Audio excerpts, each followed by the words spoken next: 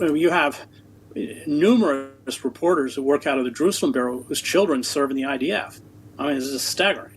And they never wanted to go to Gaza. So, I mean, I speak Arabic. They didn't speak Arabic, but I was based in Cairo. I was constantly sent to Gaza because they wouldn't go.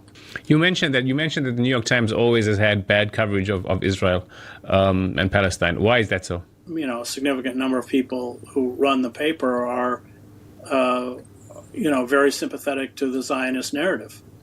I mean, the executive editor, Joe Lelyveld, when I was hired at the paper, his father was a rabbi who ran Hillel, was a strong Zionist. So, and that's also true, by the way, in the current executive editor. His father is, I think he's involved in camera.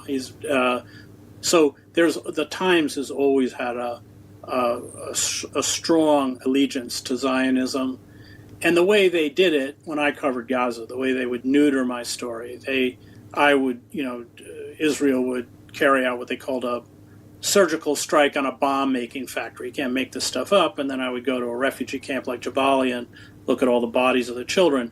And the way that they would neuter it is that even though the Israeli spokespeople were not there, every other paragraph, even though I was interviewing eyewitnesses or writing about what I saw, every other paragraph would be handed over to the Israeli military, the IDF spokespeople, to essentially counter what it was that I had written. So by the end of the story, you can believe whatever you want to believe. Now, I want to be clear, that did not happen to me when I covered other conflicts like Bosnia. It didn't.